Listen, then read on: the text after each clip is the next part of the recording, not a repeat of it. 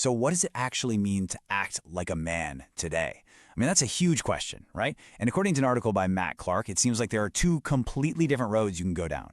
We're going to break down both of them. One is really rooted in ancient tradition, and the other, it's all about modern self-discovery.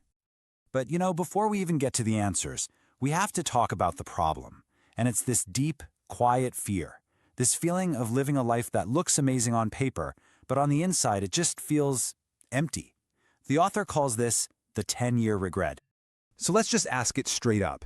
I want you to picture this. You fast forward 10 years. You wake up, you look around at your life, and what do you feel? Is it a deep sense of purpose, or is it that sinking feeling of regret? It's a heavy question, I know, but it is at the absolute heart of everything we're about to get into. And this is the little question that fuels that fear. You did it all. You built the career, you got the house, maybe the family. You did everything society told you to do. But in those quiet moments, this question just keeps popping up. It's that disconnect, between the life you're showing everyone and the one you're actually living. Okay, so how do you close that gap? Well, one path comes from a very traditional faith-based perspective.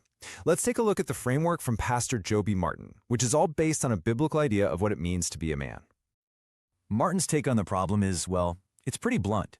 He basically argues that a lot of men are just stuck in this state of extended adolescence. It's like they want all the perks and the freedom of being an adult, but they're actively dodging the weight of responsibility that, in his worldview, is what truly defines manhood. So his solution is a really clear 3-step path. It all starts with your work, taking responsibility and finding real purpose in what you do. Then it moves to your will, which is about living in alignment with an external authority, in this case, God's design. And finally, it's about getting your own world in order so you're ready to love and lead a family.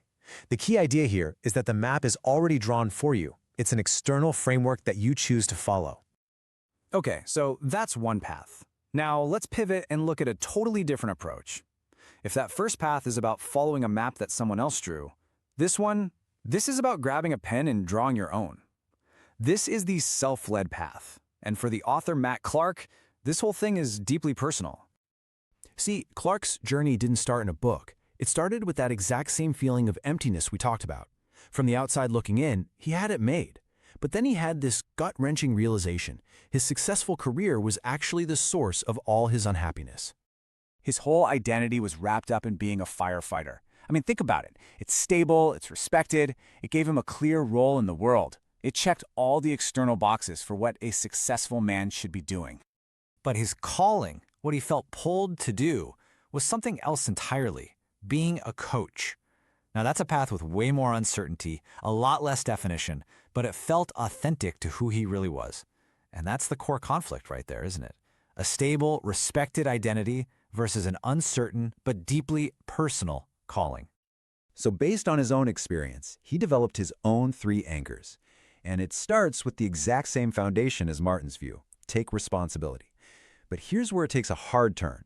Instead of obeying an external design, the idea is you obey your internal values. You build your own code. And leading with love isn't about fitting into some predefined role. It's about choosing to show up with active, courageous presence. So when you put these two models side by side, the fundamental difference just jumps right out at you. It really all boils down to one single question. Is your authority external or is it internal? You can see the contrast so clearly here. The biblical model is all about aligning with an external source, Scripture. The self-led model is about aligning with an internal compass, your own personal values. One is about stepping into a role that's already defined. The other is about taking personal ownership to create your own. And look, neither is presented as right or wrong. They're just two totally different operating systems for manhood. So, which path is the right one? Well, that's the whole point. Understanding these two models isn't just some interesting thought exercise. It's the beginning of a choice that you have to make. In a way, this is your rite of passage. Look, there's no ceremony here. No one is going to tap you on the shoulder and officially declare you a man. The author's point is that this is a journey of personal responsibility. You have to be the one who decides to step up and actually own your own growth. And to help you make that choice, the author lays out 3 powerful and, pretty tough questions. So first, let's get real for a second. In what areas of your life are you avoiding ownership? Where are you blaming your circumstances or other people instead of taking the lead yourself? The second question builds on that. think about what you say your core values are. Now, where is there a gap between what you say you believe and what you actually do day in and day out? Because that gap, that's usually where that hollow, empty feeling comes from. And finally, think about your relationships. Where are you just coasting? Where are you being passive when what's really needed is your courage, your strength, and your full presence? And remember, this isn't about control. It's about being an active, engaged force of love. And this is why this all matters so much. The small answers to these big questions, the choices you make today, whether to step up, to get aligned, to be present, they are actively creating the person you will be a decade from now.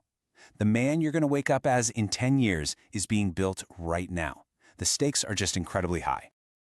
So we're going to leave you with one last really powerful prompt from the author. I want you to really sit with this one. Be totally honest with yourself. If nothing changed, if you stay on the exact same path you're on right now, what is the single biggest regret you would be carrying 10 years from today? Because right there, in your answer to that question, that's where the real work begins.